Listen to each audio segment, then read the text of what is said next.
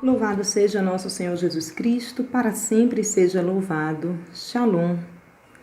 Estamos aqui para dar continuidade a essa série de vídeos sobre teologia do corpo.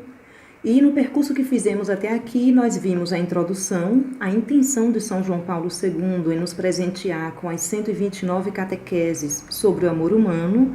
E já tratamos de alguns temas presentes dentro da teologia do corpo, como a identidade sexual, identidade homem e mulher. Já vimos a complementaridade homem e mulher. Também tratamos a questão da nudez original, da solidão original. E agora nós vamos introduzir o tema da castidade. Os vídeos anteriores nos servem, nesse caso, como uma premissa para entendermos melhor o que significa isso que é característico e que é essência do ser humano. Criado à imagem e semelhança de Deus, que é todo belo, todo puro, que é verdade. Então, a castidade nós vamos compreender que é aquele dom e, ao mesmo tempo, uma virtude que leva o homem a viver a inteireza da sua criação. Mas nós vamos iniciar lendo o que o Catecismo da Igreja nos ensina sobre a castidade. E no número 2337, 2337 do Catecismo da Igreja Católica, nos ensina: a castidade significa a integração da sexualidade na pessoa, e daí a unidade interior do homem no seu ser corporal e espiritual.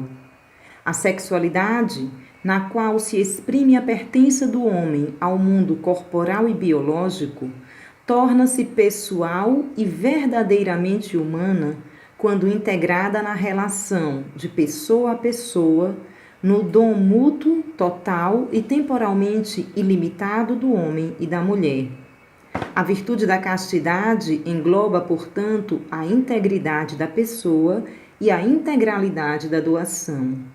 Nesse parágrafo do Catecismo, nós percebemos primeiro que a Igreja ela sempre viu e compreende o ser humano, o homem e mulher, na sua totalidade, como uma unitotalidade de corpo e alma espiritual. Então, a castidade é a integração da sexualidade na pessoa, nessa unidade interior no seu ser corporal e espiritual. Então, por aqui nós já compreendemos que não se trata de uma coisa externa. Quando falamos de castidade, não podemos compreender comportamentalismo. Menos ainda um pensamento errado que muitos podem ter, de que castidade é genitalidade, que quando falamos castidade estamos nos referindo somente à abstinência sexual. Isso é um grande erro. A castidade é inteireza, é ser inteiro, e ninguém pode se dar inteiramente no seu chamado e na sua vocação se não possui essa unidade interior de todas as forças no seu ser corporal e no seu ser espiritual. A castidade, portanto, nós podemos compreendê-la como um dom que vai mediar. Então, a mediação entre tudo aquilo que o ser humano é, todas as suas forças, até o seu destino final, o objetivo da criação, que é voltar para Deus. Porque se nós vemos em Mateus 5:8, Jesus nas bem-aventuranças ensina que bem-aventurados os puros de coração, porque verão a Deus.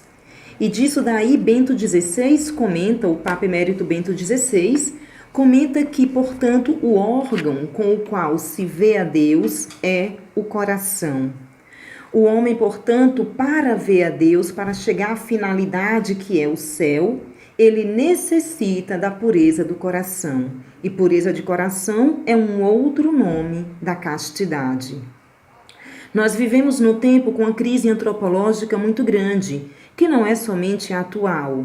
Lembremos que a revolução sexual aconteceu na década de 60, em maio de 68, e ali já era uma consequência de uma visão deturpada, de uma visão antropológica deturpada. Falamos um pouco sobre isso em vídeos anteriores, mas aqui eu quero trazer para vocês um comentário de Karol Wojtyła, ainda nos anos 50, quando Karol Wojtyła escreveu Amor e Responsabilidade. Ele faz um comentário a uma visão de Max Scheler, do filósofo Max Scheler, que Max Scheler percebe e chama de ressentimento um certo tipo de pensamento e atitude. E em relação a isso, Karol Wojtyła nos explica como a castidade é vista e até mesmo rejeitada na nossa cultura, na sociedade como um todo, por causa desta falta, por causa deste ressentimento. Então, cito na íntegra o texto. O ressentimento consiste numa falsa atitude a respeito dos valores. É uma falta de objetividade de juízo e de apreciação, que tem origem na fraqueza da vontade. Com efeito, para alcançar ou realizar um valor mais elevado, é necessário fazer um esforço maior da vontade. Por isso, para livrar-se subjetivamente da obrigação de fazer esse esforço e para se convencer da inexistência desse valor, o homem reduz a sua importância, recusa-lhe o respeito a que a virtude na realidade tem direito. Chega até a ver nela, na virtude, um mal. Embora objetivamente obrigue a ver nela, a objetividade obrigue a ver nela um bem. E ainda ele segue dizendo que parece que o ressentimento possui os mesmos traços característicos que o pecado capital da preguiça. Porém, aí ele vai examinar o que ensina São Tomás de Aquino a respeito e conclui que, segundo São Tomás, a preguiça ou assédia é a tristeza que deriva da dificuldade do bem. Contudo, a tristeza não falseia aquele bem. O ressentimento, portanto, vai mais longe. Não só deforma a imagem do bem, mas para que o homem não se sinta obrigado a elevar-se trabalhosamente até o verdadeiro bem, a fim de que a pessoa com toda a segurança, entre aspas, falsas seguranças, reconhecer como bem o que lhe convém e o que lhe é mais cômodo, deprecia os valores que merecem estima. O ressentimento, portanto, faz parte da mentalidade subjetiva em que o prazer substitui o verdadeiro valor. E aí, fazendo essa observação, a partir dessa análise de Max Scheler, então, Karol Wojtyła conclui: se há uma virtude que, por causa do ressentimento, perdeu o seu direito de cidadania na alma, na vontade, no coração do homem, essa virtude é precisamente a castidade.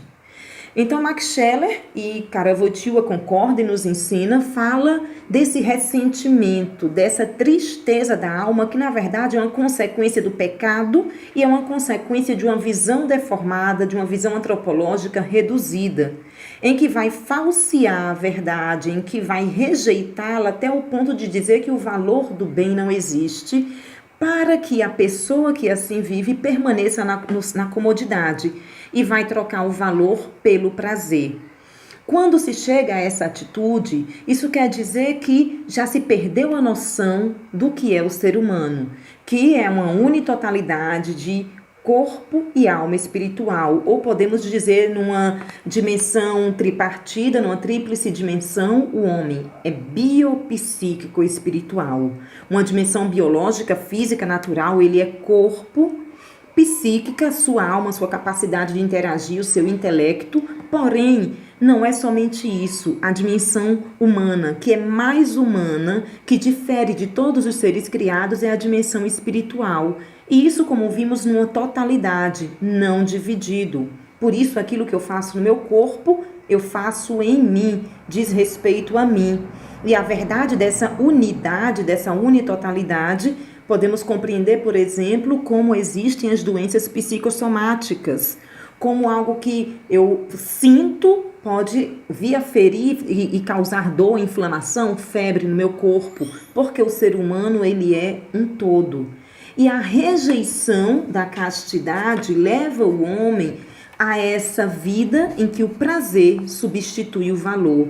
Isso se dá porque, como Bento XVI vai dizer que o órgão com o qual se vê a Deus é o coração, então isso se dá quando o coração do homem está tomado por falsos valores, por falsos amores, quando o coração do homem ele está, na verdade, enfraquecido pela fraqueza dessa tristeza que é o ressentimento. São João Paulo II, na Teologia do Corpo, ainda nas catequeses do amor humano, falando sobre castidade no 4º ciclo das catequeses, ele ensina que é necessário colocar o corpo na cultura do espírito. Porque a castidade, ele vai nos ensinar, não é uma série de nãos. Muitos podem pensar isso, que a castidade são nãos. Ao contrário, a castidade é um grande sim. Ela tem, em primeiro lugar, uma dimensão positiva. O não virá, diz João Paulo II, como uma lógica consequência. Tudo na nossa vida comporta sempre uma escolha, e essa escolha também ela comporta a negação de outras coisas que você vai renunciar, mas em vista de algo que você escolheu. Você escolheu nesse momento estar assistindo esse vídeo, então isso foi uma escolha, foi um sim que você deu. Ao mesmo tempo, como uma lógica consequência, você disse não a tantas outras atividades que você poderia estar fazendo nesse momento. Então, não é pelo negativo que se vive. E, sobretudo, a castidade, que é inteireza, que é essa graça da integridade da pessoa, dessa unificação de todas as suas forças, e para a integralidade do dom, para viver o amor esponsal, que compreendemos já que é doação total de si, e essa doação total de si e realização da pessoa não existirá se o dom não for completo, não for total. De forma que a castidade ela é vivida em dimensões específicas em cada estado de vida. A castidade ela não é somente para aqueles que são celibatários pelo reino dos céus.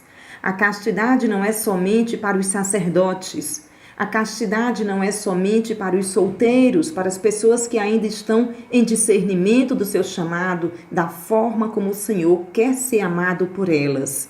A castidade é também para os casados, para quem é chamado ao matrimônio e vive esse estado de vida. Mas em cada estado de vida, a castidade é vivida de uma forma única, de uma forma específica, em níveis diferentes. E sobre isso, sobre a forma de viver a castidade nos diferentes estados de vida, nós falaremos no próximo vídeo. Aqui nós vamos seguir ainda com um pouco do que nos ensina São João Paulo II acerca da castidade. Ele, analisando esse grande dom, vai dizer que, como nós já citamos, que pensa-se muitas vezes que é uma série de nãos. E depois ele nos ensina que a castidade, ela tem na sua essência o respeito pela pessoa, por si e pelo outro, pela pessoa do sexo oposto. E a essência da castidade consiste em não se distanciar do valor da pessoa e em elevar ao seu nível, ao nível do valor da pessoa, toda a reação aos valores do corpo e do sexo. Ou seja, todas as reações, todos os estímulos e impulsos que tivermos diante do corpo, do valor do corpo, diante do sexo, esse sentimento, este impulso, este estímulo deve ser elevado ao nível do valor da pessoa.